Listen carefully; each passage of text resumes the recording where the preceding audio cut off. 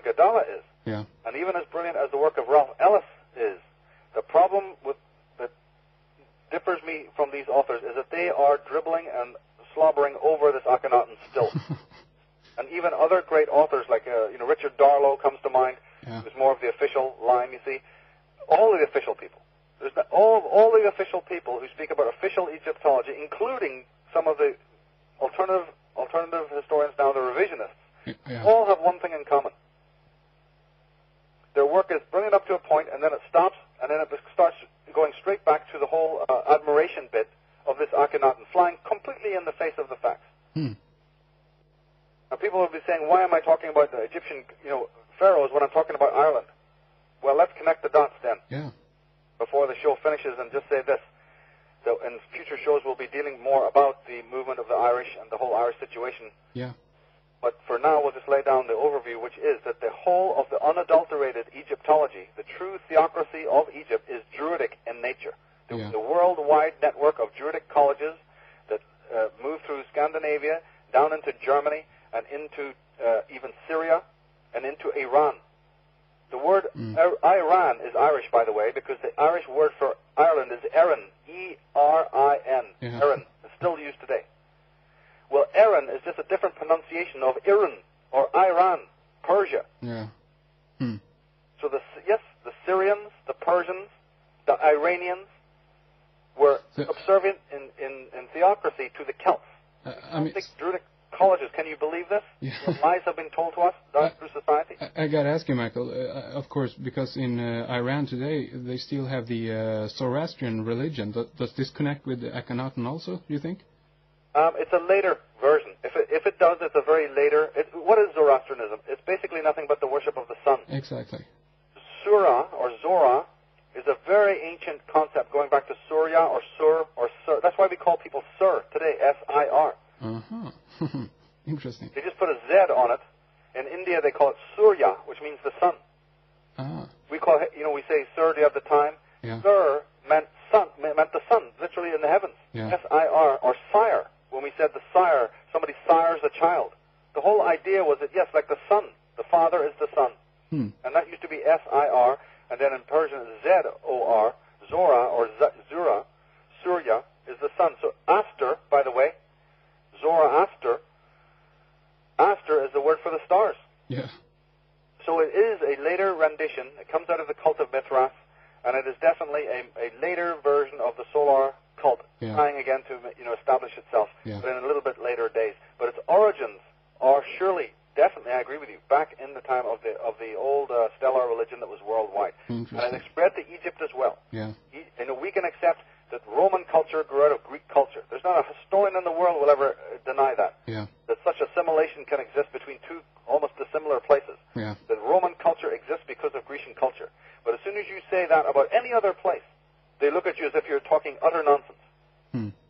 And do you think that all this, because the only connection, as I see it, according to what I pick up from your research and what you're saying here, is that the connection between Atlantis and the British Isles in Ireland is the connection to Atlantis, and is this the what shall I say, the thing that they're most trying to hide?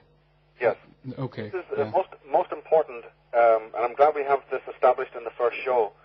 So thanks for asking that question. This is also the reason why I did a book on Atlantis and Lemuria first. Before I got to the question of the Celts, and Irish, and the Egyptians, and all of these things that I've loved for years. My greatest passion has been to write on the occult history of Ireland and America. But you see, when I started laying down this research, I realized that you just can't jump in there because you haven't sketched in the background. So the Atlantis book was the sketch in the background before we get to the foreground, so that people understand the ancientness of civilization. Because it is extremely important, and I say this on almost every show, let us be under no illusion that when we hear things even about New World Order and the world conspiracy, that this is not something new. This is something that is millennia old, except for the fact that we are now in the latter days of it. We are living now in the fulfillment, conclusion era of something that is very, very old. I did the Atlantis book first, because what is the Atlantis book filled with? It's filled with the symbol of the serpent and the whole story of the serpent race. Yeah. Originally, yes, was alien in nature, which came from another planet, possibly from, Alpha Draconis, from the star system Alpha Draconis. Yeah. And the whole alien concept here of that it was alien beings, that the Nephilim, the fallen angels. And what you're talking about is exactly correct, because the Nephilim, one of their code terms was the sons of the serpent. That William Bramley calls the Brotherhood of the Snake, and that Lawrence Gardner has referred to as the Dragon Bloodline.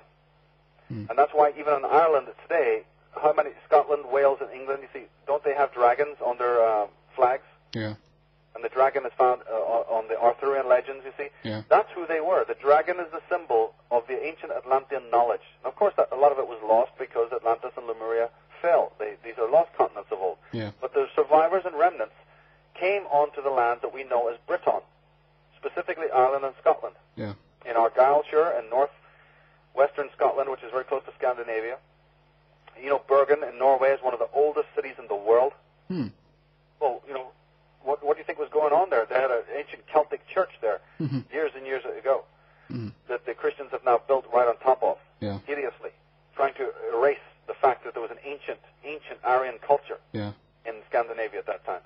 So, yes, there was a dragon bloodline, and that's why it's so important. Now, in Egyptian concept, in the, I think it was the, it was like at least 12 dynasties before Akhenaten. Yeah. I'm talking about way back. Yeah. Was a dragon court that was run by a famous pharaoh that's known in occultism as Ankh of Khonsu. He ran what was known as a dragon court in the earliest dynasties of Egypt. What I'm trying to make people understand is that dragon court of the ancient dynasties of Egypt was an inheritance from the dragon courts of Ireland. Yeah. That's why you have them in several places. And the dragon court of Ireland is a remnant of even a more ancient set of civilizations that finally now, through the work of Michael Cremo and Graham Hancock and other researchers, you see, we're able to discover absolutely factually existed, because nobody listened to Eric von Daniken when he mentioned this. Exactly. Few people listened, you see, to Immanuel Velikovsky and to Charles Berlitz and Ignatius Donnelly. They just said, no, that's not important. We're all very materialistic in the new millennium of the 20th century. Yeah. These scholars were just shunted aside, many of them suppressed. Yeah. Now we got cameras. Now we got websites. Now we got DVDs. Graham Hancock is putting on a diver's suit, taking a camera down there, and literally filming it for you. Exactly. There's pyramids turning up in Bosnia. There's pyramids turning up in China that dwarf the pyramid in Giza. It's everywhere. It's everywhere. Yeah. It cannot be refuted. Now, the thing is that we have not got an articulated history of the world because we have bought a lie. Yeah. Remember those three famous taboo areas? You never question religion. Yeah. You never question the west to east, the east to west movement of civilization and so on. This is what my work goes straight to the heart of. Absolutely questioning religion. Absolutely questioning this lie that doesn't explain anything.